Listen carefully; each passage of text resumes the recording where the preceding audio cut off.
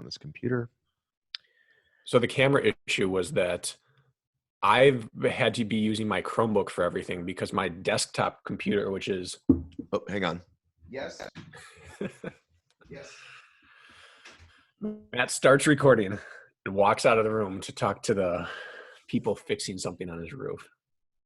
That's a level of professionalism that you just don't get often in this industry. So I'm just going to be on my phone here until Matt gets back, because I'm a millennial or a Gen Xer, whatever it is. I need to ask Matt. I don't know what generation I am.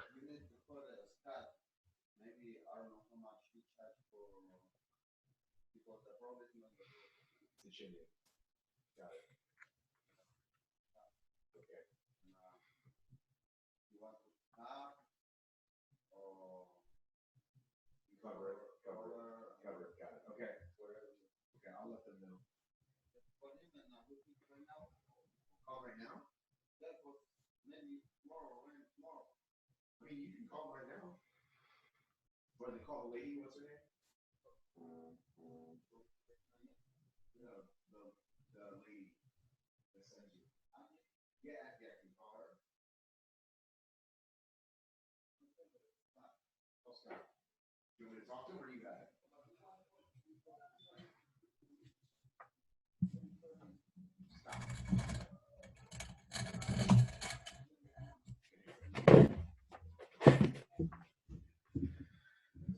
Of course, this is happening now. Give me 1 second. You do what you got to do. Also, while you're doing that, try to figure out what generation am I? Am I a millennial or a Gen Xer? I'm sorry, I missed that completely. Say that what again. Generation? And we're back.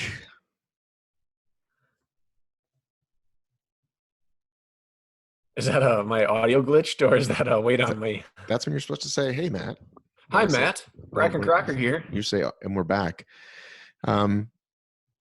So what I thought I'd do is I thought I'd take a little trip down memory lane because I thought how fun it would be to talk about some of these things.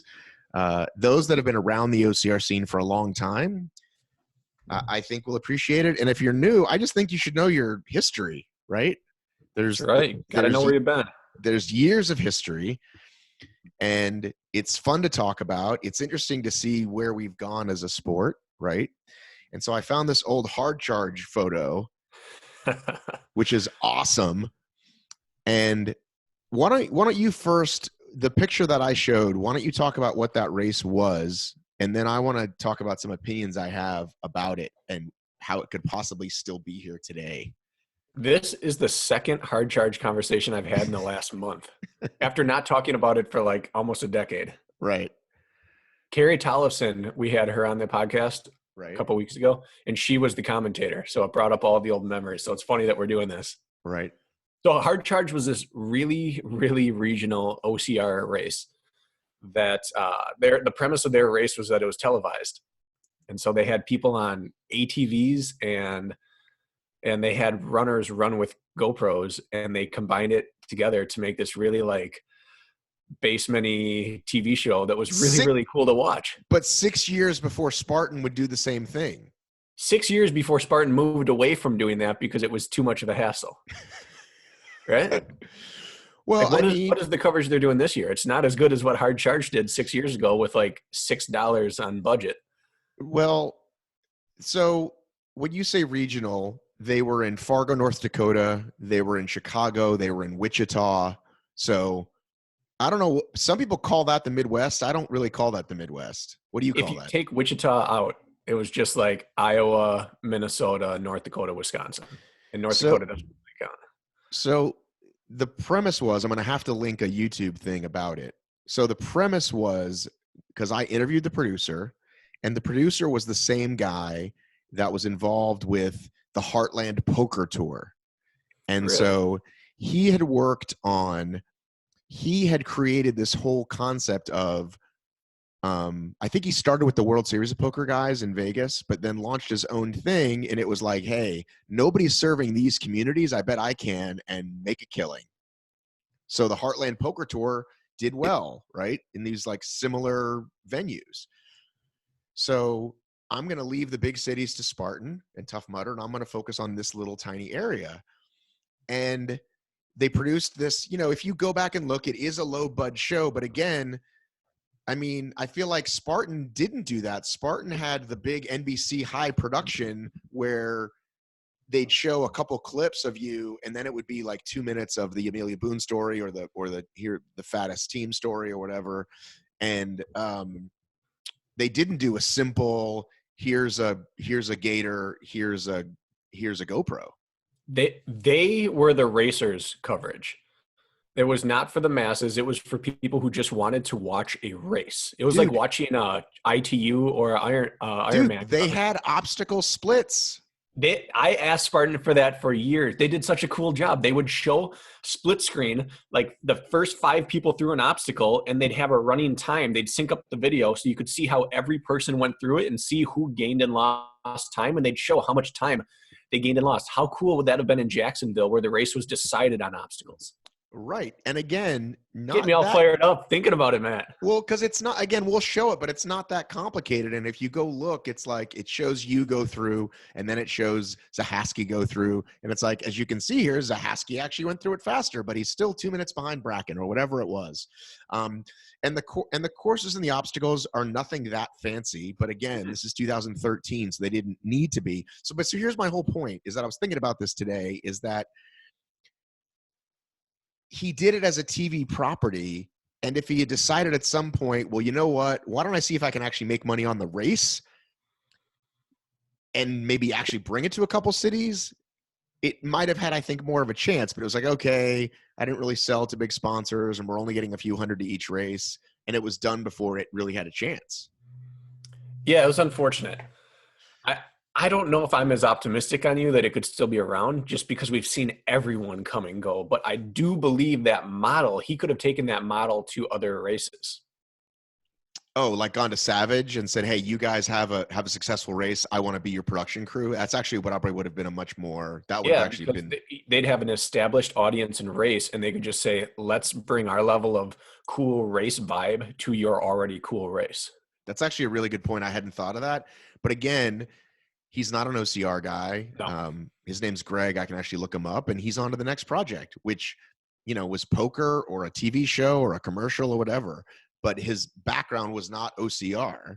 But I wonder like who he got to like design obstacles and stuff, because they were decent. They had a dunk wall. They had a little mini monkey bar rig thing.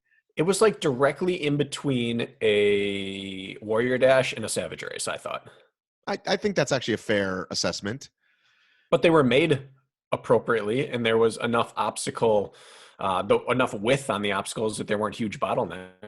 Right, and they had it was put together fairly well. Right, and they had a morning wave, and then they did an afternoon final. What do you think about that as a format for a 3-mile race, or was it a 10K? I think it was a 10K. I didn't have that format. You didn't? No. Oh, maybe they ditched that. You just raced once? Yeah, I just raced once. Okay, they must have ditched that. Must have figured like people are getting too tired to do it twice. They had talked about doing a afternoon final 400 where you go through the last quarter mile of the obstacles, like the podium does it for time and try to race each other for more prizes, and it didn't happen. Right. But here's the thing. The other thing I wanted to talk to you about is we had so much fun talking about the Olympic trials. Mm-hmm. People seem to enjoy it. For watching people run on concrete for 2 hours. Do you know that I got one piece of feedback on it? That's it. I had one person, and it's a friend of mine said one thing. I didn't hear. I had crickets about that on my end. Well, I mean, I think, but if people engage during the conversation, I think that's what you need, right? Yeah. And know the numbers weren't humongous, but again, as I think we've talked about in growing a podcast, et cetera, it's never one piece of content. It's never one thing. You experiment, you try things. What are you drinking? What is that? This? Yes. This is some Attack Fuel. Are you on the Attack team? Yep. That's an unintentional plug, but I'll plug it nonetheless. Well, I'm currently drinking coffee. Are you on the coffee team? I'm on the homebrew team. People think Dunks should get a team, and I should be on the Dunks team. Okay. Well, here's the thing. I went down a rabbit hole of YouTube OCR videos. I've been down that rabbit hole, man. Well, so we've made many of them, and so I like to look at like, oh, that's cool. Like, have we gotten Can better? I cut you off? No. Yeah, I'm going to bookmark that. I just this moment received a message from Joel Getty. He messaged me about the 2014 short course. I think that's what might started me down the hole. Yeah, so he sent me his video of it saying, hey, I put this together for Hunter's birthday. Guess who's in it? And I watched it, and I messaged him right before we started. I said I thought I'd never see that footage, and he just messaged me back now. I talked to Matty B. He's going to see if he can come up with something. So continue with yours, but it's funny that we're both on the OC. But I think that's what sent me down the rabbit hole. And this has been brought up, I think, on a Jack episode. You've probably talked about it with Benny, but again, I think it's worth mentioning. And so, well, why don't you describe what that race was, and then maybe we'll watch some of it, because this is what I thought I would do with you. Like, I found like the 2015 OCRWC video, and like the mood, the concept. It's like we've come so far in like that short a time, but like I feel like, I don't know, I just want people to fucking know, man. Yeah. So the race itself wasn't anything special except that Spartan did it. Spartan I'm gonna pull it up while you're talking. Do it. Go ahead. They put on a short course championship at the 2016, 2015 Killington World Championship. It was 4 quarter-mile laps around the same loop, and it had just like A-frames and walls, a barbed wire crawl, a log carry, the lightest Herc hoist known to man, and monkey bars and a spear throw. And the spears were just laying on the ground in clumps, and you just ran up and through and moved on, and then you had 10 burpees if you failed. And they basically took like the 20 best people in the world that year and all put them on the same course, but we did it 2 hours after the Killington Beast World Championship ended. So here's the thing. Okay, so it's 2014, and Joe, being Joe, wasn't it like 2 nights before, was like, well, this is how we're going to decide the champion. You're going to run the long course, and then you're going to do the short course and have like some sort of, cross-country scoring, and that's going to be the champion. Remember that? Yeah, and it had been talked about for months that they were going to do it as 2 events, and then like 2 days before, he's like, yeah, we're just going to combine it, and you have to be the best at both to win. And everyone's like, that's a terrible idea. And then he's like, and you know what? We're going to do it after the Beast. And we're like, that was the year everybody cramped. It was like a 3-hour death march. Everybody cramped, and maybe 4 hours for some people. And so we crossed the finish line totally destroyed. And then you had like 2 hours to get your life back together and race a short course. So here's what I remember about that. Can you see my screen now? I can. You're getting pretty savvy. Okay. So here's what I remember about this before we show this. By the way, you're going to have to be a video person. We are recording this as video, audio listeners. But I think it'll work. So here's what you have to imagine. It's 2014. Okay. So the winners that year were Albin was first.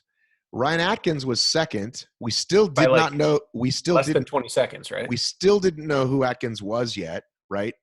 Third was Cody Moat. The women's side, it was Claude. God, who Corinna.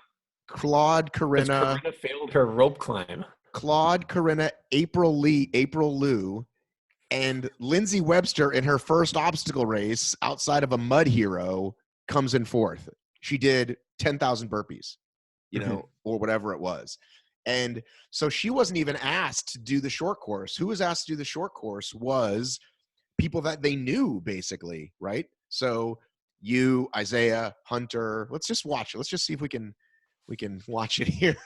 We should pause it and go over the lineup. We had Yatsko, Glenn Race. Watch Yatsko's start to this. Cody Moe, Jun Young Pak, Hunter, Atkins, and then they brought a couple Army guys. But watch Yatsko.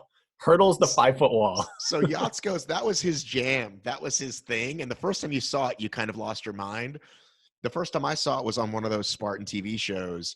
And hurdling a 5-foot wall is pretty. He usually did the 4-foot wall. He decided he was going to go after it. It's kind of a power move. I'm going to turn the volume down just as we did. It's an absolute power move. Why don't you continue? Well, let's go ahead and let's slow down. Now that it's paused, This looks like in orange is Marco, right? Marco. Is this Glenn right here? Glenn, Jung Young Pack to the left of him. Pack is in there? Who's this? All right, let's keep it. There's your bald fucking head. I'm going to keep it rolling and you keep... Miguel Medina. Yeah, Miguel was up there. So Yachts goes instantly 20 yards ahead of the whole field because he hurdles both walls. Well, real quick, too, can I kind of explain? So Killington... This is like on a side hill of Killington. Like I can't even explain where it is. To the left, you see all the cars here? This is where people would drive past on the way to registration. Registration was like 200 meters up and to the right. Right, okay. It's just the side of the course. Doesn't everything look so old compared to what they used? It's like we're watching a black and white baseball movie where everybody moves kind of fast. All right, I'm going to pause right here and say that the other piece about this was they were like, hey, nobody film this, right? This is going to be for TV later. Nobody can film this, and especially you, Matt, because you're the media, right? Now, this is before Facebook Live, but it was still everyone had a phone, right? Mm-hmm. And I was like, you realize everyone with a phone is going to film this except me. And I'm like, sorry. So I remember Amelia wasn't there, and I remember texting her updates. And then Joel snuck this video, and that's why you see a lot of back of people's heads. And QuitGo has another one, and that's what I talked about, maybe combining the QuitGo and what's his name versions. Yeah. This was the most miserable race I'd ever prepared for in my life. My warm-up consisted of trying to uncramp. Who is that in fifth? Is that Woods? No, that's this. He's a masters athlete now. He's one of the people that was on like the U.S. Army squad when Killian started. Oh, okay, no idea who he is. I'm blanking on his name, but he's in fifth. So you got Isaiah. How is Isaiah in the front? Just because he can roll better? Look at that big old meat. Look at that meatball. He's in the lead. Short course machine. Look at the difference of then versus now. Just like. Now, he's moving right now, but this is short course, how trashed and slow everybody is on a 1 mile race. All right. So this is the first time they did what we currently have as the Atlas carry. Except it's a log. Right. But like this format of just down and around, no burpees. They were innovating, Matt. Now, he doesn't show it on this lap. They'll show it later in the video, but we ran over to the left and did a Herc strung between trees. It was like 25 feet off the ground, but it sagged so much. It took. I think he's trying to find it. He looks like he skipped it. Yeah. So Isaiah in the lead, Atkins in second here. They do a little mini wall and then a little. Watch Hunter's move here. Is he going to fly?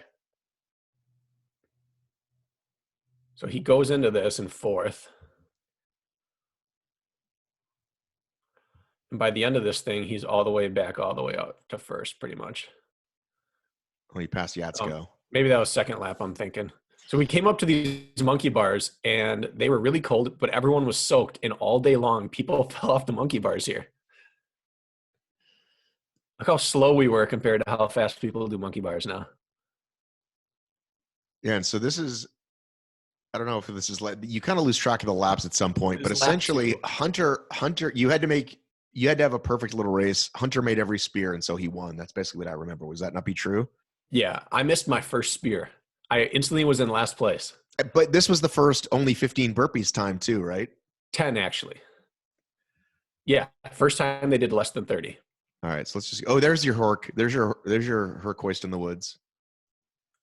So go back like 10 seconds and watch Hunter do it. Watch how it looks compared to what a Herc hoist is today. You can't see him. You'll be able to see if you go back a little further.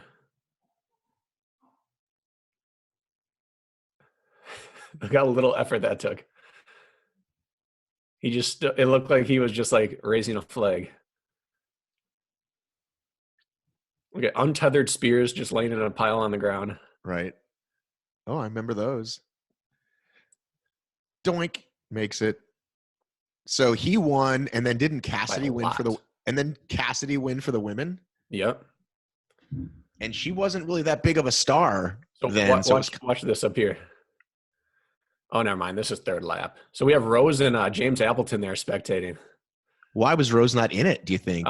Women ran next. Oh, that's right. See that? Ryan missed a spear. We have a graphic here. Hunter finished a while ago in first place. Atkins gets there in second still. Misses another spear. Watch the monkey bar carnage. Hunter's there cheering for everyone. Here comes you. They all fell off the monkey bars. Brakken. And that's it. So we have like half of the race there. Beforehand, we were all standing around. And I don't know if you remember this, but NBC, they were part of it at the time, and they were running the whole thing. They had that huge crane with a camera on it, and they were trying to get all these hero shots. And everyone was cold. Everyone was hungry. Everyone was cramping. And no one wanted to be there. We were all standing around pouting, like, all right, we need 5 more shots here. And now we're like 45 minutes behind. Right. And they had to get the hero shot of the whole crowd standing there. Yeah. And only one person wanted to be there, and it was Hunter. He's bouncing around like a hyper 6-year-old, just like screaming and shouting and grabbing people's nipples, and everyone else did not want to be there. And then he went out and blew everyone away. So the next one I want to show is that OCRWC video. Were you there 2014 and 15? Yeah. All right. So, the other thing again is that like, this is 2014. So Spartan had been on TV. By the way, this never, of course, aired. That's the other thing. This thing never fucking saw the light of day. I don't know if I've seen this one. Are you No. I'm saying this short course, this Vermont Killington short course. Oh no, never. This is the first footage I've ever seen of it. All right. Well, they've been saying for years, "Oh, we can't wait to get this out," and then it just realized it's never happening. All right, hang on a second. Joel Getty comments, "I've been waiting forever to see this. Thanks, Inside Obstacle News." Joel, we all know you're Inside Obstacle News. You can't comment on your own video, Joel. Oh man, that's a lowbrow, Joe. Oh boy. OCRWC 20. Let's go to the 2014 year. You were the 2014? Yeah. Oh, this is awesome. I feel like we should hear the music for this one, but we won't. Shut up. I just made half a cent by that ad. Nice. We should play it again. So the first thing, oh, wait.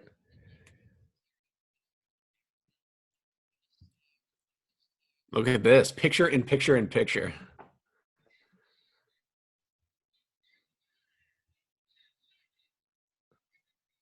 Okay, that's an age group start line. No, there's Pack. Who are these people? Look, there's Pack. I'm right behind him. Hobie's over in the corner. Justin Stewart here. Let me back up because I want to see that line again. Okay. Oh, Steve Hammond. Steve Hammond.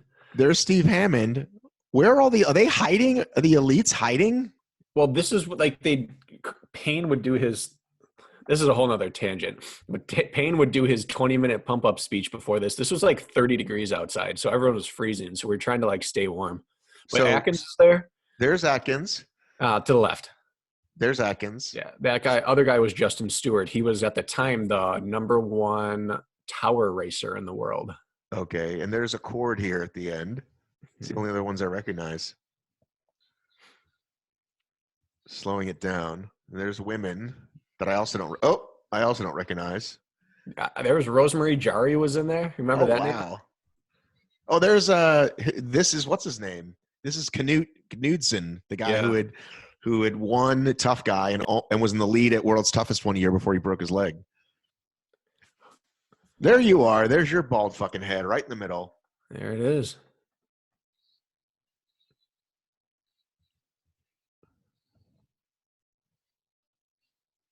This go back 1 second and pause it. We had Jordan Mcdougal here in the Team USA jersey. He was like Woods basically. He was a sub 14 5K runner.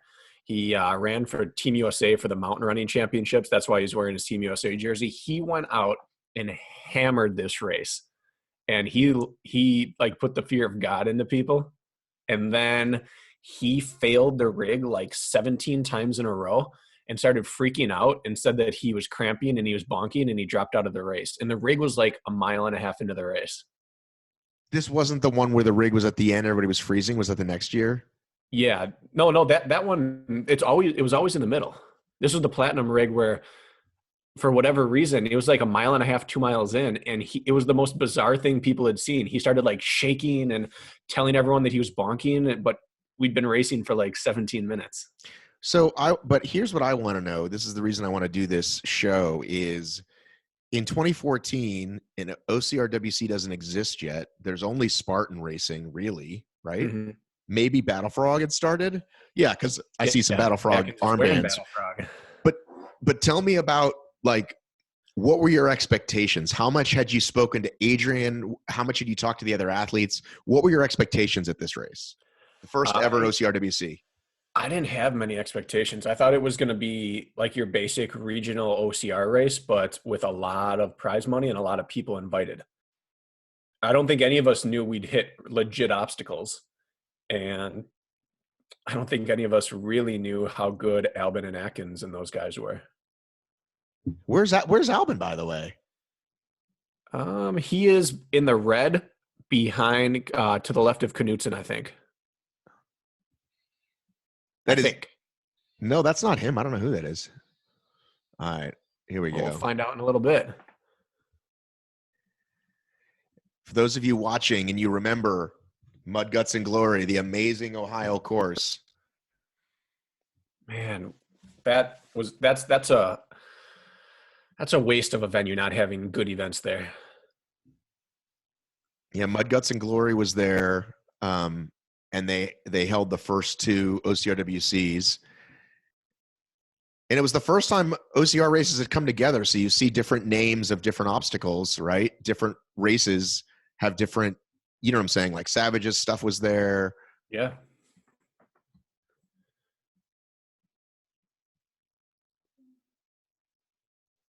Atkins is still the same. Anything surprise you out there? No, not really. So here's these inverted monkey bars. You see Atkins in first, Albin in second. And then you're going to see in this video a little bit later on people using their feet. And it was like, are you fucking kidding me? Like, why did they not say no feet? Like, by the next year they did. But it's like, if you can use your feet, it's not difficult. Even I knew that. I think it made sense to use them going uphill like that. No, but you shouldn't be allowed to. I don't really care. Okay. I feel like an obstacle is something to get over, under, or through. I don't think there should actually be rules for how you're allowed to get through them. So there's Cassidy in a surprise second because she could do the obstacles and nobody had seen. It was literally the second time we'd ever even seen a rig for most Americans. A real rig, yeah. They'd had a platinum rig at Killington that race. That's right. But it wasn't. It was just what it is now. So yeah, this was an incredible course. This terrain was awesome. It had everything. Yeah. Some natural. Yeah, it's still one of my favorite. It's one of my favorite courses. Just a random pile of wood.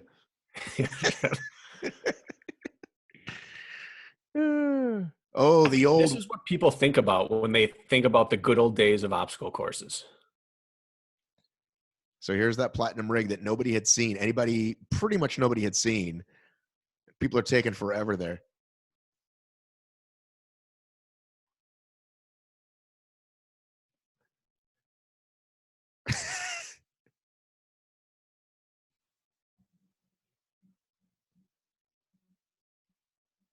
Oh, there was such carnage at this thing. I know. So Amy Patrick finishes third, ahead of, all those women, ahead of Claude, right? Corinna, like everybody. A lot of DNFs these first 2 years at OCR World, including you. Was it including you? Yeah. This is the one I DNF like 50 feet from the finish line. Yeah, we're going to get to that. That's not a high point in my life. Listen to what a rookie I sound like. What'd you like about the course?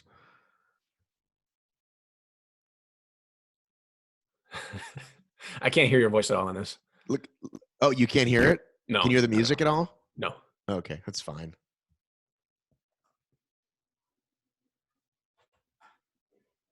Can you hear him? No. This is when we started to find out how good John Albin really was. Right. Like in America, it was like we just heard of this guy, John Albin, and then he beats everybody. And we're like, oh, I guess he's the best in the world. Here's where I watched him do some effortless things that I'd never seen an OCR athlete do. And I just thought, like, this guy is on a different level than anyone I've ever seen. What do you think Hobie is saying here? Probably just, I really like the course. I had a lot of fun out there. That's it. That's Hobie. Well, let me rewind a little bit. See what he says. Can't believe you can't hear it. It's a crazy world. Did you hear that? He said, it's not really my strength. It's too technical. You can't really get out and run. Oh. Is that the closest we've ever heard to Hobie complaining or making an excuse? Sorry, if you're an audio listener, if you're an audio listener, we apologize because this is really some cool stuff to see. And they had that giant hill, Pinnacle Hill, they called it. Yeah. And then a big slide at the end. I forgot about that slide. Which I like, by the way. I know it's not really obstacle racing, but a big slide at the end is always fun. Mm-hmm.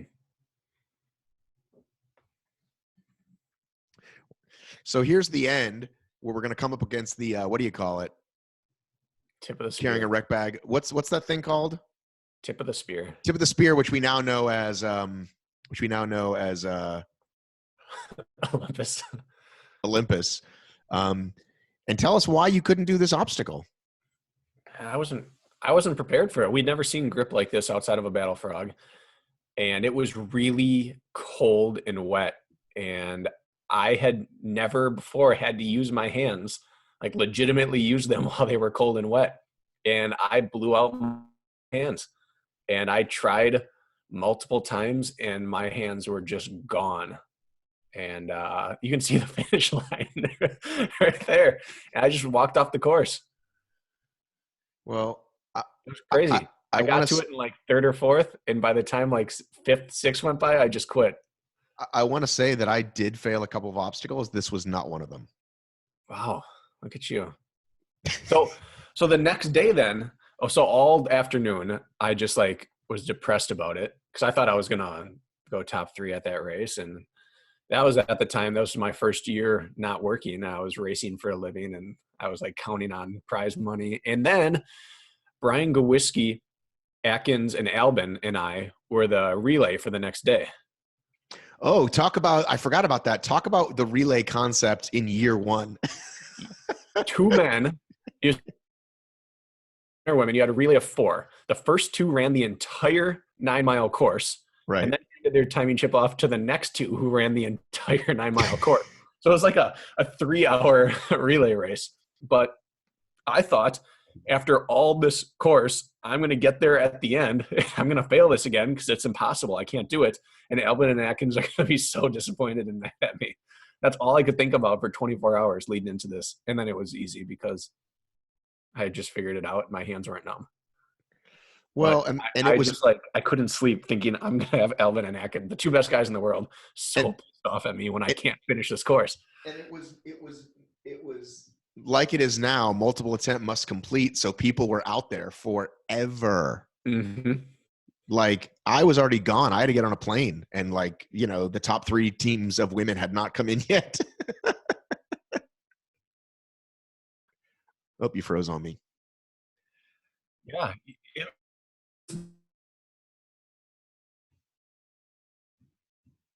Are you back? Oh man. God damn it.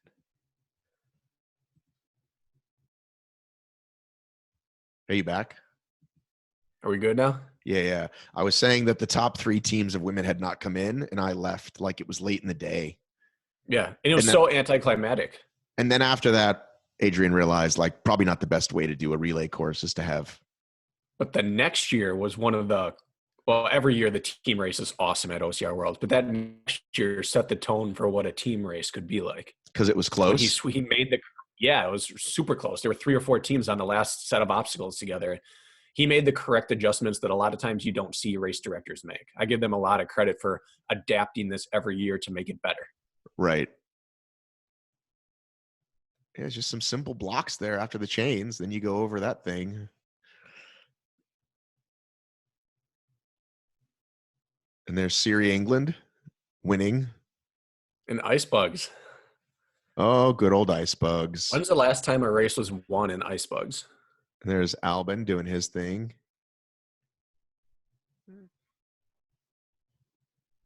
Look at you.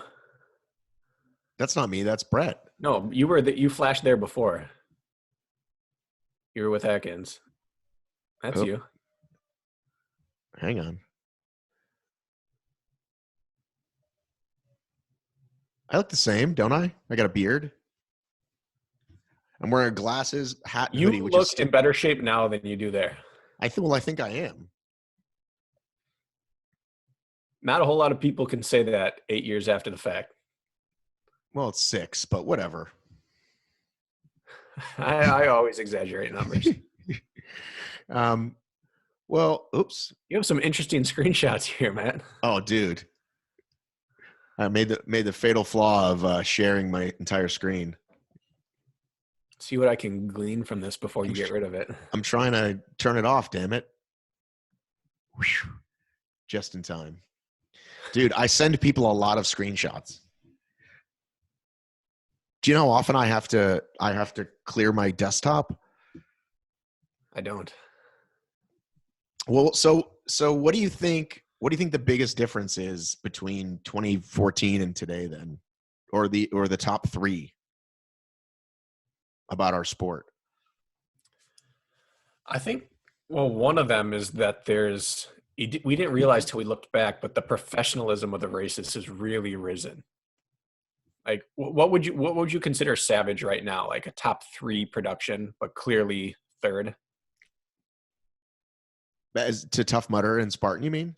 Yeah, or even to OCR Worlds or whatever. But like they, compared to that World Championship we watched at Spartan and OCR Worlds in 2014, are like light years ahead in their obstacle design and their whole presentation that they do. So the sport is really professional looking now. But also it highlighted that all the best people were at all those races. And now only the best people go to the Spartan US National Series. Pretty much. Well, why don't people go to OCR Worlds? This was my, so I talked about this.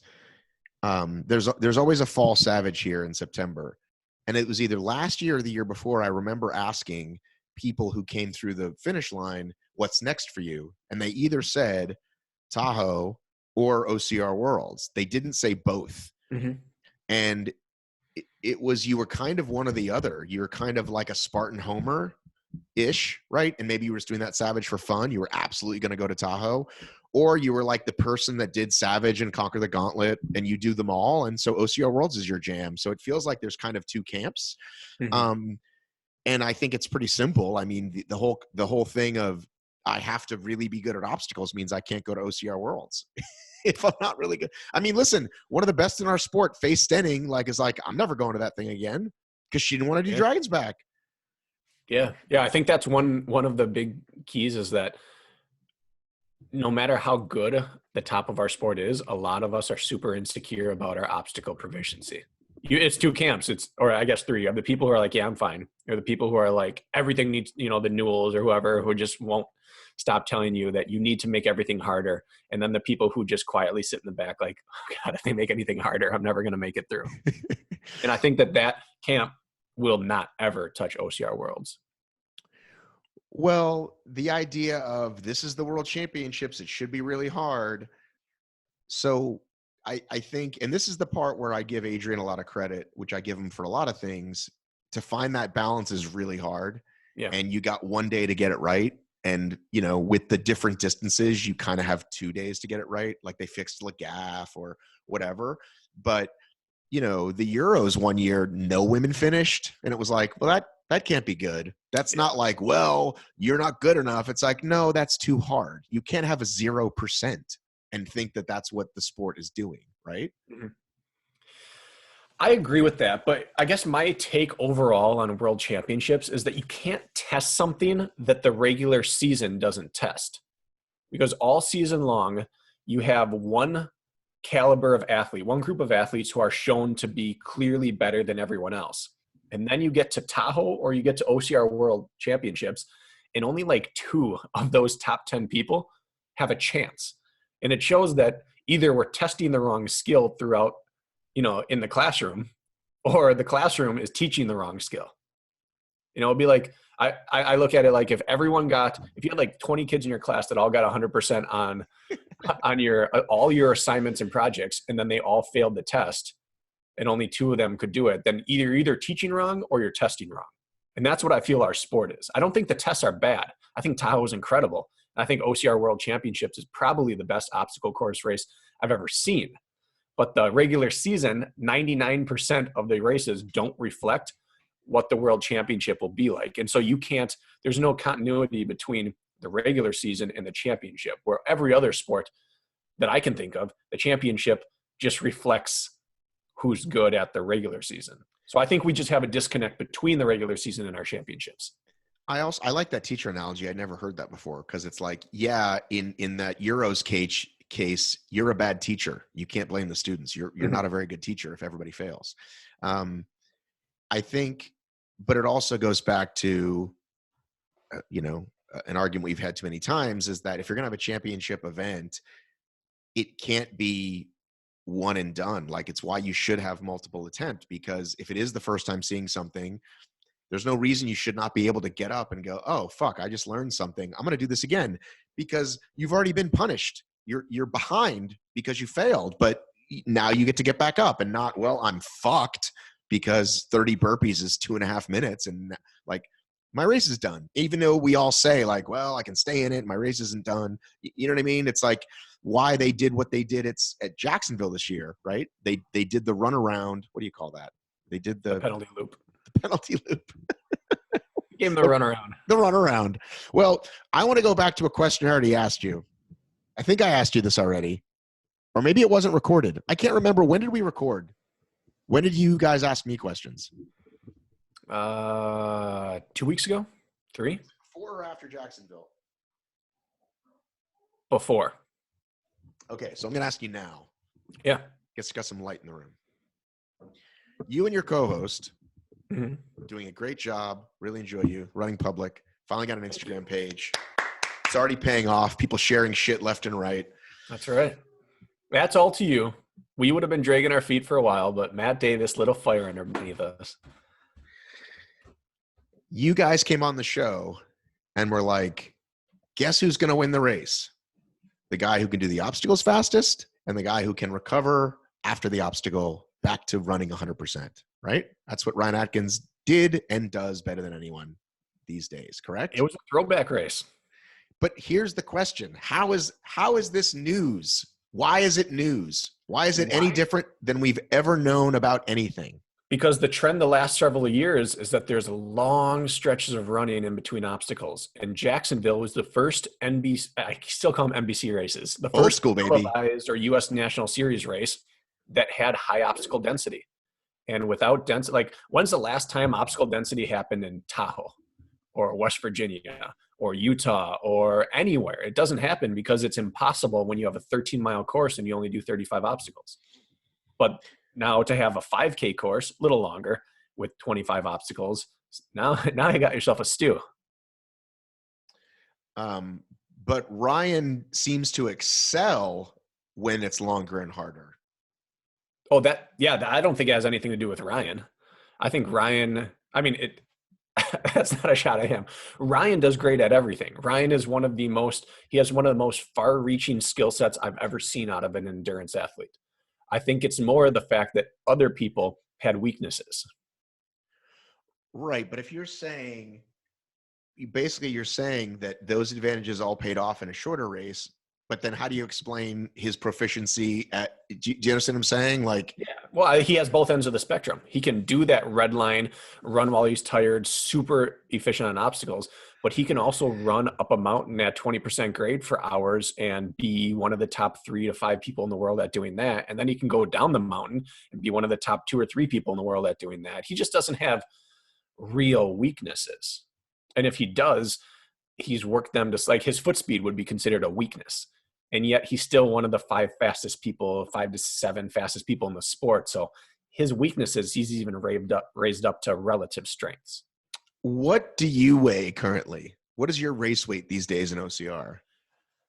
Well, that's kind of a tricky question because I currently weigh 181 pounds. But But when I was at my best obstacle racing, I weighed 167. I wow, typically race 168 to 170. that's lean, man. Yeah, and if I was a marathoner, I'd have to be 140. Well, you're not a marathoner though. Are But you I'm six? saying, Are so you I'm 6'1"? 6 foot. You're 6 foot even. Even. You know, you're. I think the bald head helps you because you're deceptively short then. Because I think if he was one of the taller racers. I just have this really masculine aura. How tall is Hunter? Hunter's probably 6'2". Okay. Maybe. Because we think of the bigger racers, right, as opposed to a skinny little, Yatsko. Although Yatsko, I think, is 6 feet, maybe. He's probably 6'1", 100. Actually, yeah, Yatsko's actually a little bit taller, leaner. So Atkins and I are the same height. We went back to back. But if you just look at him, you think like he's a huge dude because he's. If he was 6'2", he'd be 200 pounds. Right. So you race, but do you want to race at 167? Like as a man, I want to race at 220. I don't want to look emaciated, but in terms of my running, I am the fastest runner when I'm under 170 pounds. But with high rocks and with stadiums and with right, that's what I'm saying. Those things, that's why I've gained a little bit of weight. Need some bulk, bro. What do you think the difference, personally, for me, 5 pounds can do on like a mile test and like a marathon for somebody my age? I think it would pay off more in the marathon than the mile. Okay. In a mile, you might be, I don't know. It really, what's the makeup of those 5 pounds? But you could be 2 to 5 seconds faster in a mile, maybe 10. In a marathon, you could be 15 minutes faster losing 5 pounds over the course of a 4-hour marathon. Okay. All right. Well, good. I'm trying to get back down. Yeah. But I mean, there's exceptions to everything. You look at John Albin, who's, I would say, is the greatest obstacle racer in the world. And he is not a bulky man. And then you look at Ryan Atkins, who is arguably the greatest obstacle racer in the world, and he's a bulky man. And so there's just, our sport is too multifaceted to just say this is the body type. And Ryan Kempson said it really well the other day. He was talking, he had a triathlon coach that is his mentor. I don't know if you listened to that episode. I'm not trying to pimp us, but he was our last interview we did. Yeah, I'm halfway through that episode. Okay. So he talked about how at the beginning his triathlon coach, like, you got to raise your volume up and you have to have a small percentage of intensity with a lot of volume. And that's just the way endurance sports work. When he said, in credit to my coach or my mentor, after like a year, he's like, you know what? Your sport's just different. You can do a lot more high intensity and strength stuff because that's what your race is. You guys spend more time anaerobic in a 2-hour event than any other sport in the history of the world. And so, yeah, you can afford to do more of those things. And that applies to everything. We can afford to do more strength work. We can afford to do more descending that would normally be healthy in a distance runner. We can afford to run heavier because it's just not a straight line economical race. It's this weird demand that a lot of body types can work for. And we still, because we're an 8 or 10-year-old sport, have a pretty small sample size, right? Like in another 10 years, who knows what we'll learn? If you had to choose, if somebody said you have to pick Atkins or Albin, who would you pick as the best obstacle racer in the world? I mean, it's disrespectful to either, I think, to choose one, but I would take John Albin. Only because he has like single-digit losses in his life. He just doesn't lose very often. And when he does, it's generally because he was at altitude or there was a double carry. Outside of altitude races or double carries, he has like 3 or 4 losses a lifetime. And part of that might be that Ryan just races so much more and races so many different styles of races that he's just going to have more losses. So I don't want to pick between the two of them, but if I have to choose one, I choose John. Based off championship record and all that stuff. Well, he definitely has Ryan's number, right? Like I think, are we up to 5 second places at Tahoe now? Like every year at Tahoe? And that's the thing, right? Like I could easily argue that I think Ryan Atkins is the greatest in the world. That's not a difficult argument to make. And if Ryan's listening, like, Ryan, I think you're probably the best guy in the world. The only difference is that John always seems to beat him at those races. And so it'd be hard not to say, John, you're better. So I Right. hate it. But it's a great question in our sport. He does race. So it's not just that he races less, he races far less. Yeah. Ryan is the most successful, prolific racer we have ever seen. Correct. And so like, I'm very, very tempted to say Ryan's the best ever because he just won't turn down a race and he generally wins or podiums. So I don't like choosing who's best in sports where I know the people. So I might just even redact my conversation and say they're both the best. All right. So here's something with them. So here's something that I actually did remember I wanted to say to you. I made notes actually for this call, which goes to show you I never do that. You said, I remember you said this on a recent episode. You said, when you were talking about Jacksonville, you said certain people didn't have a great day, but I don't want to say anything about them because I know them. And I thought, well, listen, if you're going to be in the game of talking about racers and you talk about who's done well, how do you not talk about who's done poorly, whether you know them or like them or? It's something I'm struggling with, to be honest. I feel like my future in this sport is not as a racer. Like best case scenario, I'm a factor in regional races and stadium races for like 5 or 6 more years. Like my days in the U.S. National Series podium are probably done. I'd like to make one more before I'm done, but like most likely I'm on my way out. My future is coaching and the media side. And so at some point I have to be able to do that, but like it's still too raw for me. It's still too new. I like even saying that about Ryan before, saying that he might not be the best in the world. Like that's painful for me to say. When the Ryan Woods thing came out with the drug testing and I had to make some comments on it on Obstacle Dominator because that was the topic of the day. Like I didn't enjoy making that.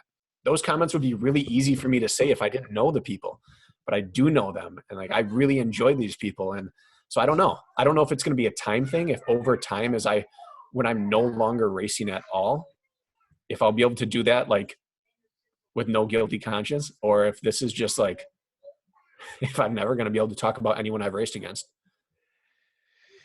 Yeah. It's our sport is so small. I say it all the time that if Stephen A or Michael Wilbon or whoever says this coach is an idiot, it's in the what's the word?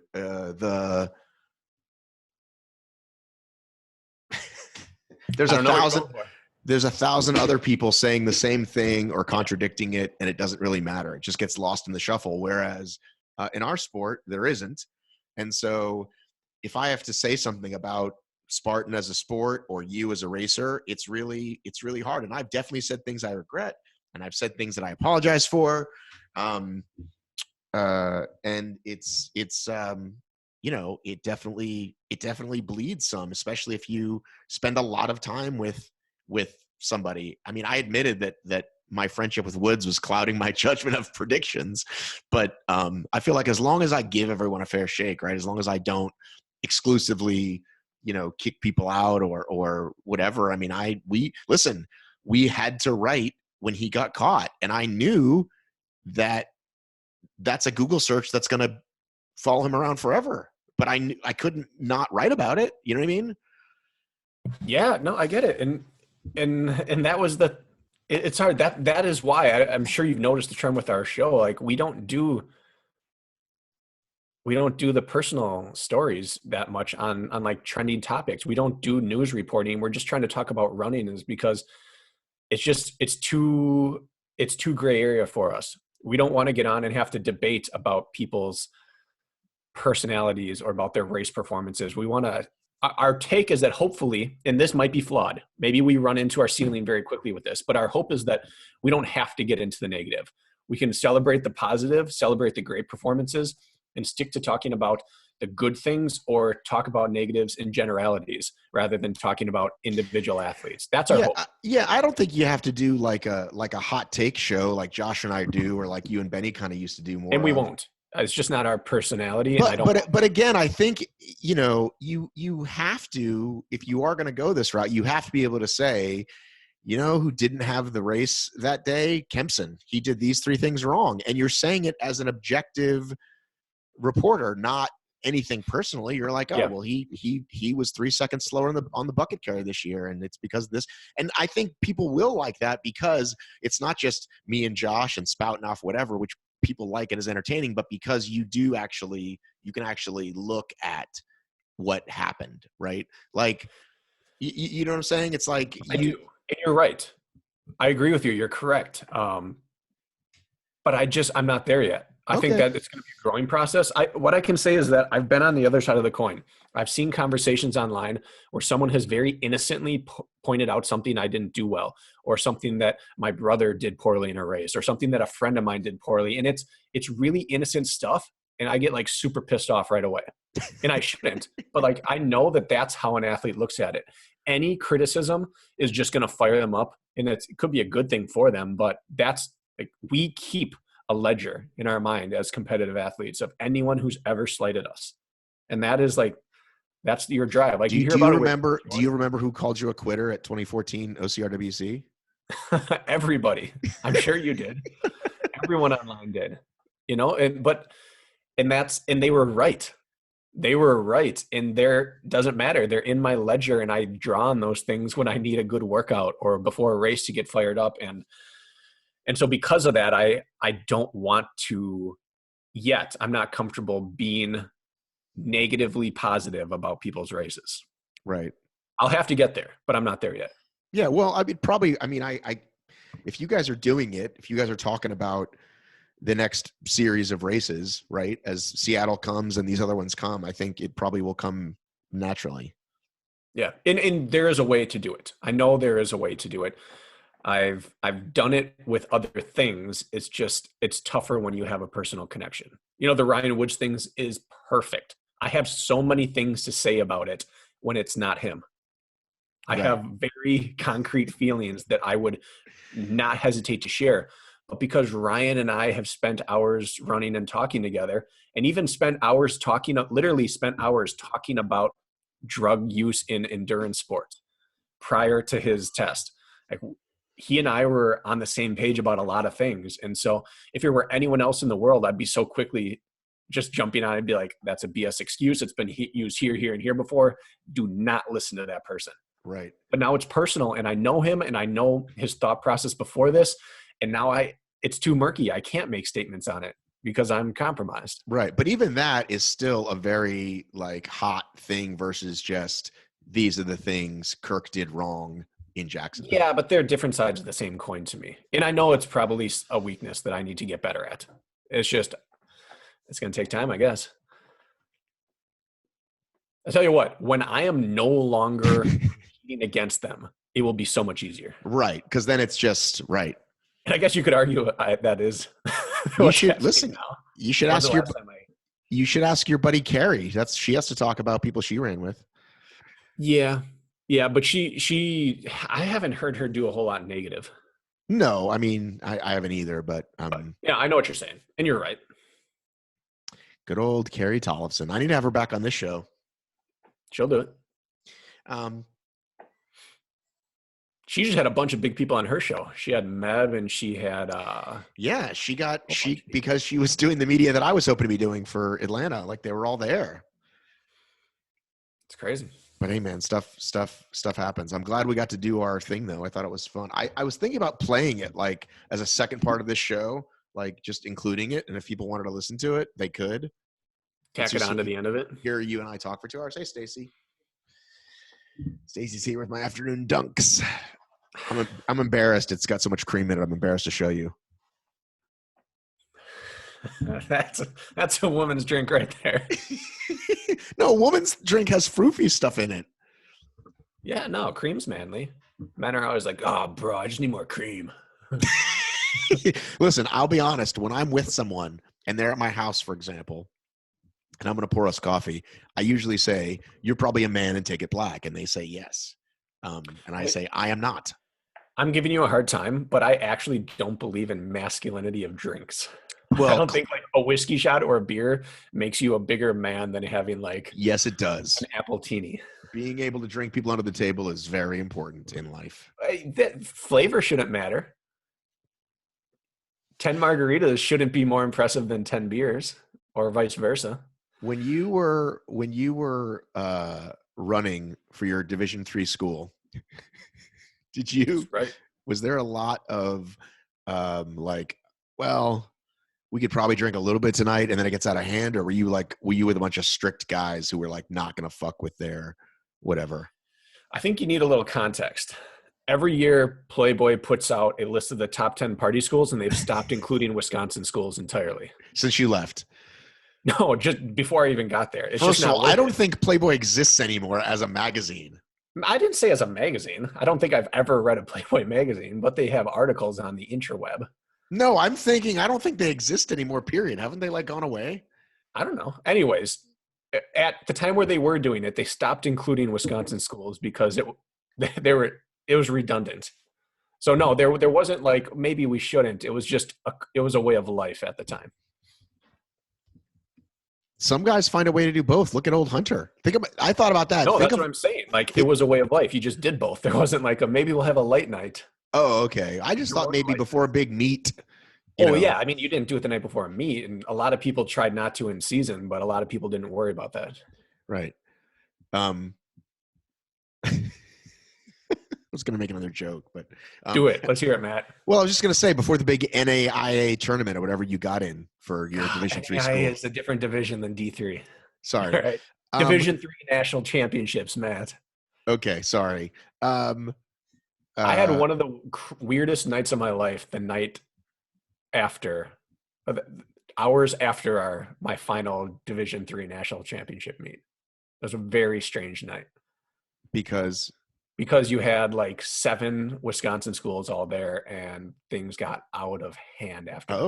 Like Spartan Cruise out of hand? Yeah. Can we just bring the Spartan Cruise back?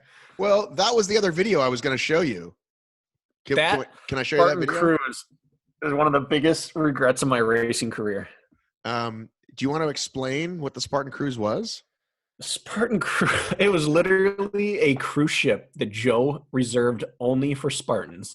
And everyone who bought a ticket got a race on this like barren island in the Bahamas. And it was a sprint, probably a lot like Abu Dhabi's going to be. But it was crazy. It was just, it was like a 10,000 passenger cruise ship. They got like 3,000 people that signed up. And they started giving away tickets at the end, practically. Kind of like much like a qualification series that Spartan will be difficult, and then pretty soon everybody gets invited. Yeah, I think that we all bought tickets because at the end, all we had to pay for it were the port taxes. I think I bought 5 tickets, and we paid like a total of like $300. Well, I'm going to say that I don't think I paid anything, or else I wouldn't have gone. I would have. For Porta, I think I paid like $87 a person for a 5-day cruise. I ate that much in day one. Like I covered my costs in food on day one of that cruise. Okay, so let's go to the actual race where this was one of the most stacked races in the history of Spartan. Albin, Atkins, Hunter.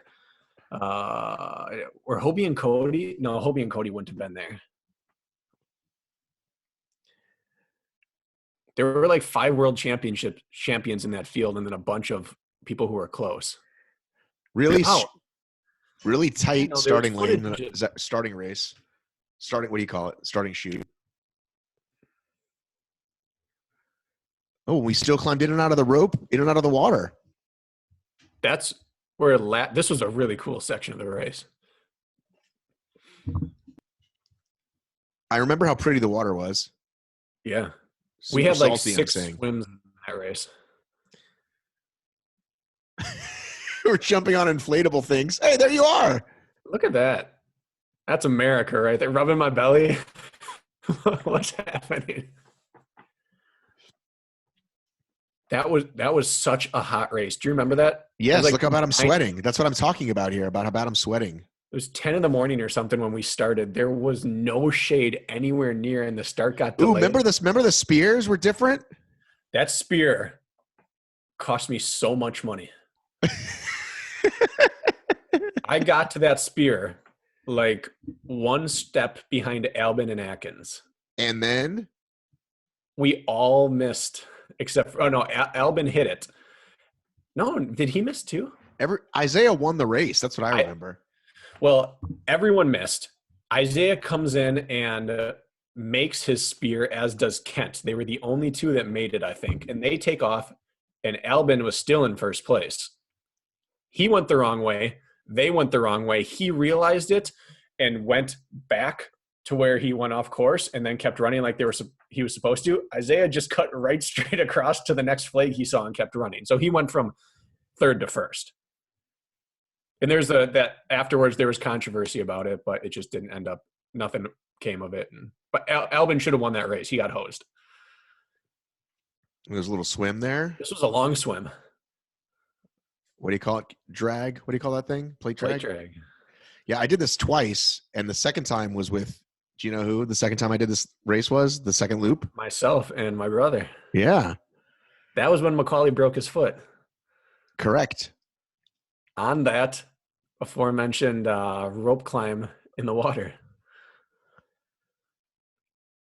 And that's how much we valued your interview. He continued. That was like 600 meters in. He ran the whole second lap with you with a broken foot. X-race wear. I still have those shorts. I wear those shorts constantly. But I think what's wait a minute. What does it say? Is it pausing? Stop share. I went to that thing and I roomed with David Moore, who was working for Battle Frog at the time, my buddy David Moore. And we're like two normal dudes, and like, we went to bed. And then only later did we find out that apparently there was like this massive debauchery that went on for those that stayed up past 9 o'clock or 10 o'clock. Well, I don't think we've ever talked about it. When I booked for myself, my brother, Lisa, for those who don't know, is my wife. And then our youngest at the time was Braden. Lisa was pregnant. And when I booked, they're like, are you booking one for the baby too? I'm like, yeah, the baby will be born by then. So we had like 5 tickets or whatever. And they confirmed, we like gave them a credit card. They confirmed. And as soon as they said, all right, payment has processed. Oh, how old's the baby going to be? Like 6-7 months. Like, oh, it has to be, however, sorry, you can't come. Well, we just paid you. Why didn't you tell us that like literally 30 seconds before? Like, sorry, I can't do it. So Lisa ended up, we had already bought flights. She flew down to Miami with us and stayed with our 6-month-old at her aunt's house while we went on the cruise. She just didn't get to come. But so it was just, Macaulay roomed with someone else. So it was just Braden and I, who was like, he was 2 at the time. 2 and a half. Oh my God. I was in bed at 9 with him every night too. So yeah, I didn't see any of the craziness. Who watched Braden while you were racing? A friend of ours went along with us. And he raced, and his fiance at the time hung out with Braden on the beach. So the funniest thing is that, the way cruise ships work that most people know is it's a lot of eating and drinking, and then they take you out to some island and back, or just out to the ocean and back. It's just like a party thing that a lot of people, it's a relaxing and or party thing. And there was regular people that just booked it, and there were Spartan people. And so on day one, like as we're leaving the port, everybody's around the pool. Oh, and you can do like I don't think there were regular people, were there? No, there were definitely some. They were like smoking in the hot tub. There were some regular people.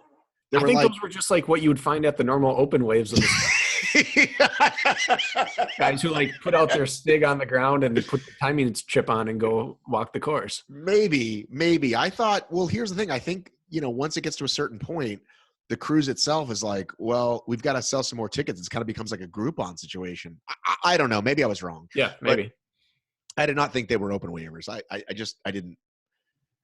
Did you read was it Men's Health or Men's Fitness article that came out after that one of the media guys came on board and wrote this just like scathing article about the community of Spartan Race? No. Oh man. And there was like, he kept coming back to Hunter McIntyre. He interviewed Hunter a bunch, and Hunter was like really frank with him and like dismissive, and was probably drunk at the time. And right. It was not complimentary of Spartan or Joe or anything. Well, what I was going to say was, so people, like, they usually have these like, all you can eat, all you can drink things. You pay $100 and whatever. And so Joe gets on the microphone and he's like, I didn't know it was going to be like this. Like, why, what are you guys doing? Like, he was shocked that this is what happened on a cruise. That you would put 6 or like 1,000 people together with free alcohol and that like at least half of them were going to be drunk the whole time. I think that's a shock. So but he was like legit surprised, but it was a great little course. It was a fun little weekend. And yeah, like apparently it's this legendary debauchery for people who stayed up late. But like one of Hunter's like, let's get drunk and arm wrestle things broke out. Oh yeah. Yeah, I wasn't there for that, but we heard the stories. Have you ever participated in arm wrestling? In arm wrestling or in arm wrestling Hunter? Arm wrestling Hunter in a thing. No. Are we good on time, by the way? I saw you checking the time there. Yeah, I've got like 15 minutes. All right. Well, I was going to ask you, people may be enjoying your show, but not know that once upon a time you were on the podium a lot for Spartan. It's always good to lead with an insult when you start a question.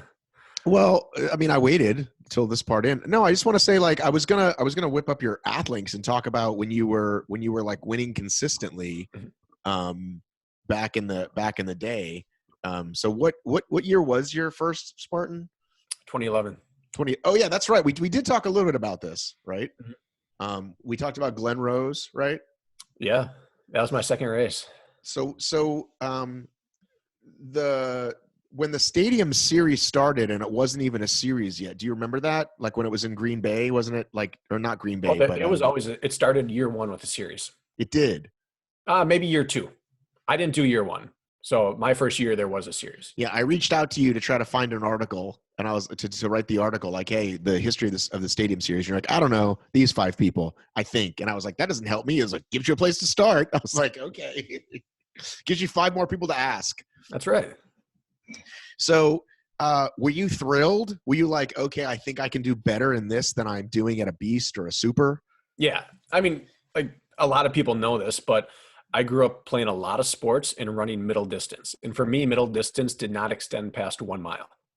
So like my best race duration is between 2 and 3 minutes. After that, I have like an exponential decline in my ability. And so anytime there's anything shorter, I will gladly do it. And anytime you can add in something athletic like zigzags or stop start or rep base obstacles, yeah, that's always a bonus for me. Like perfect world, I would have 1,000-meter short course with athletic movements. And that's not like complaining like, oh, the sport didn't go the direction I wanted. It didn't, but you should definitely have that take. Yeah, I mean, like everyone, Atkins has even said it. Like everyone thinks I'm like, I'm doing everything that I love. Like, I don't love this. I want to do the longest races possible. He's just also good at the other stuff. Like it's only in a couple people's wheelhouse. You just have to suit your skill set to fit the existing sport. So yeah, I was super pumped when stadiums came out. And were you instantly winning them? Yeah. Yeah. At the time though, I mean, a lot of people are like, well, he's over the hill now. And it's not bad. It's just that the sport wasn't as good back when I was winning everything. It's never that I was like this stud OCR racer. It's that the current studs weren't there. Well, who was Isaiah always doing the what you call with you, the stadiums? Yeah, he was. And Hunter did a few. Alexander Nicholas was like the big guy at the time, but most of the guys just stayed away. It was $500 for first place. It was kind of like, why would I go out, do something I might not like for like a chance at $200? Even though they had their own series? I mean, what's the series? The series at the time paid out like $3,000 or $4,000. It still does, shockingly. It's kind of pathetic. But like, if you have to go to 5 or 6 races to make $3,000, if your sponsor is not covering your trip, like maybe you break even on the series. It just really wasn't worth the money for people to do it. I just did it because I liked winning and because I got my travel covered and it was in my wheelhouse. What about the Wheels and Heels Rush on Festa 2003? I would have been a sophomore in high school. Yeah, Athlinks goes back, dude. Yeah, it does. Yeah, sophomore in high school. I got beat by Claire Medusa that day. She was one of the top female high school runners in our state. And she passed me with like 800 meters to go. I'm like, this is so embarrassing, but I'll sprint her at the end. And like 300 meters later, I remember thinking it's not worth it. She can have it. It's like 95 degrees and I was out of shape. and I got beat by a girl. You shouldn't get Claire beat by. Mcdougal. I wonder what she's up to these days.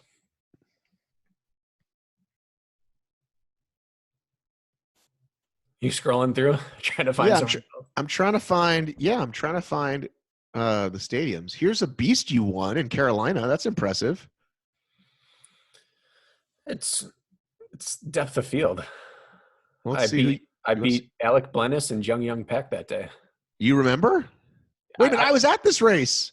Matt, I don't have a lot of like savants in life, but one of them is I could tell you every split of every run I've ever had, and I could tell you who was at every race I ever did.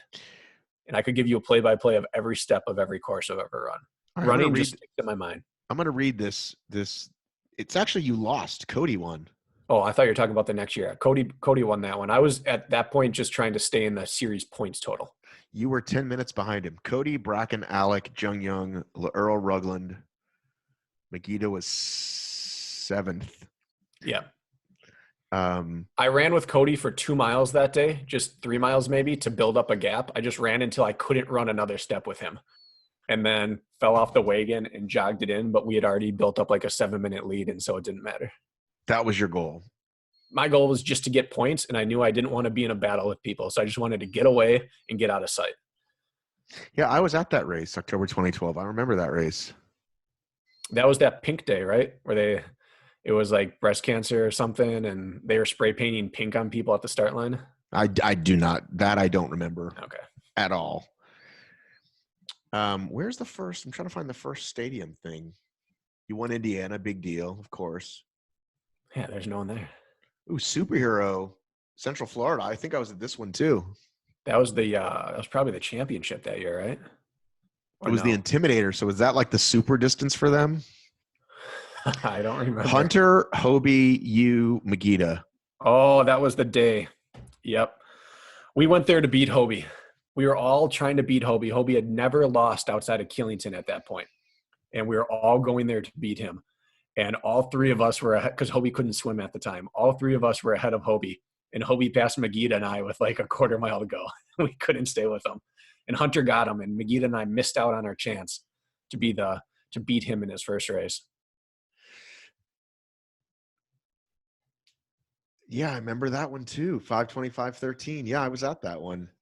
It was the first time Hobie like had been beaten. It was such a huge deal. Yeah. Medina, remember Medina used to mix it up with you guys? He was 8th back then. I still haven't found the damn. Oh, wait, you won the superhero in Carolina. Yeah. Like I was at that one too, I'm sure, wasn't I?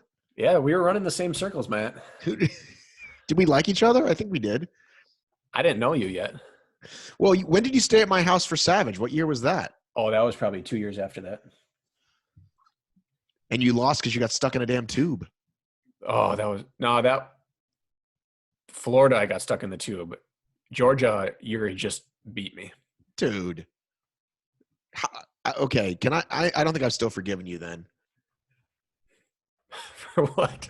What did I do at your house? How could you get beat by Yuri just flat out, not even getting stuck in the tube? Because Yuri's really good. I know, but he's not even like top 10 at a Spartan though. Yeah, that's not. Yeah, I've never lost to Yuri at a Spartan, but a lot of guys have never lost to him at a Spartan who he's smacked around at Savage Race. Yuri is way faster than a lot of people realize, and he's very good at Savage obstacles. And Georgia is his playground. I have no shame in losing to Yuri in Georgia. I'm just I have shame that I lost to him in Florida because I had him and I got stuck in a tube. You got stuck in the tube. Georgia? It was the first time they had tubes out. Well, Georgia. This proves, by the way, that we actually do like each other. That you stayed in my house, so I don't let people I don't like stay in my house. I don't think we've ever said we don't like each other. No, I thought we sort of had like a faux rivalry there with you and Benny, and it was kind of a radio rivalry. I wasn't aware of that. What do you mean you weren't aware of that? I thought it was all tongue in cheek. Right, that's what I'm saying. But some people are like, you know what I mean? Oh, like I'm abrasive sometimes. Yeah, that's okay. Speaking of which, I need to reach out to Benny. He got his feelings hurt, and I'm going to reach out and apologize to him. he posted about the accident he got in, and I made something funny about it. And he was like all up in arms because the accident was like, he almost died. And it's like, well, you shouldn't have posted about it then. Yeah. I feel where he could be coming from, but if you live stream an accident, you're open. That's what I'm saying. But dude, you know, we talked about, you know, being the bigger person last time we talked. And sometimes it's like, you know what? Let's just clear the air. If you're upset, I'll apologize and we can move on, rather than like being like, well, I'm right. You know what I mean? Yeah, that's one of those things I don't think that that he thought anything about, but that's a difficult thing for anyone who's ever been in or had someone they love injured or lost in an accident. So, not to get into it, but Lisa lost her brother to a car accident, and so like when that came up on Instagram, that's like a huge trigger for a lot of people. And because I've seen it with her family and the damage it's done, it's really hard for a lot of people to see like live streaming of something like that. So that I can understand if you got some blowback for that. Well, that's why I've always been Team Bracken. I mean, I'm not saying it's me or him. I love Benny. I talked to Benny yesterday on the phone, but I think that was a faux pas. Okay. I would agree. That's as negative as I'm getting towards anyone on your podcast, man. All right. Well, I feel like we covered a lot, and yet there's still so much more we could talk about. Well, we're going to have a part two. So where are you going to be this year? Well, I am a week or two away from beginning jogging. Okay. I am 5 weeks away from being able to plant my foot in the ground and turn to the right. Wow. So my goal is to be fit and ready to race by June. And then, so my season's very wide open. I plan to do a few stadiums, but I'm out of the series because I can't make at least the first one. I plan to do it. I'd like to do West Virginia this year. I want to, for old time's sake, I want to train up and see if I can make top 5 at a big US series race, and then some high rocks, and who knows, kind of open. I'm just on the rehab train, get as fit as possible, and then see which races excite me. You said high rocks. Is that like a generic term? Like you could do high rocks and DECA? No, high rocks is high rocks. DECA is DECA. I'm clear about that, but I'm just asking you, do you plan to do DECA as well? I mean, to me, I feel like DECA is the love child of high rocks and stadium. And so if I'm doing stadiums and I'm doing high rocks, then I'm ready for DECA too. So I might as well do some DECA. All right. Well, DECA Fit Miami is June. DECA Fit Raleigh, July. DECA Fit Alexandria in August. High Rocks doesn't have an event, it looks like. What's cool about High Rocks is that they have publicly stated their goal to remain in OCR's off season. So they're going to go like September through March every year. And so there's like that. Oh, interesting. Yeah. That's really, I had no idea they were doing that. I mean, now it makes sense looking at the schedule because they pick back up in September.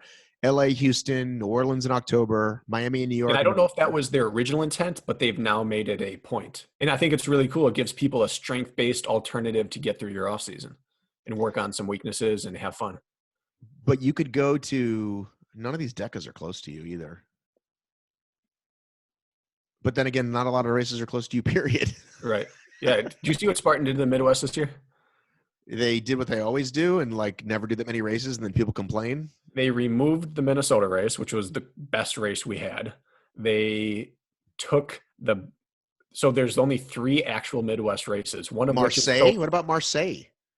That was an incredible course. But now Ohio and Illinois are on the same weekend. So we have 3 races, 2 are on the same weekend. And one is just a Saturday, Sunday sprint. It's not even a super anymore. You're just slowly like closing the door on the Midwest. I understand we're not a hotbed, but if you give us 3 races, you can't put 2 of them on the same day in different states. That might be a bit of a faux pas. So Marseille doesn't exist anymore? It hasn't in years. Where do they switched over to that quote unquote Chicago, Richmond. That's actually in Indiana? No, that's actually like 10 minutes away from Wisconsin. What's the Indiana one? That's the one that I think is actually in Ohio. It's really confusing to live in the Midwest. I thought Indiana was a big one. I feel like that was like a big race. Yeah, and they don't go back there. And the Ohio one is actually an Eastern time zone. It's so far away from us. Well, listen, if you want to live on the left or right coast, you'll get more stuff. That's all I can tell you. I know. But you know what? You're probably least likely to catch the coronavirus. I'm in a very safe area. There's not a whole lot's going down in the Midwest. What's the nearest grocery store to you? 6 blocks away, I have the Pick and Save. Okay. We have Walmart. Okay. We have Aldi. Do you have Aldi near you? We only have a few of those. Aldi's where it's at. I am Stacy's a big Aldi convert. Stacy's a big fan. I have 4 Aldis within a 5-mile radius. Okay.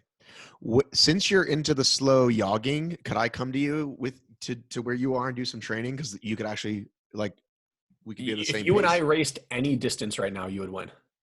But I'm saying for my regular easy pace, right? You couldn't hang with, but now you can. Not even yet. No, I haven't run a step in 6 weeks. All right. Yeah, come on up. Let's train. Okay. Will you teach me things? I'll teach you everything. All right. I want to do a quick screenshot. You ready? Yeah. What the hell is that? That's how the kids are taking selfies, Matt. Tuck lips and Oh no. Can you do like a regular smile now or a regular just whatever? Even worse. All right, dude. This was great. Too late. No, I already took it. I thought this was great. Yeah, I agree. Fun trip down memory lane.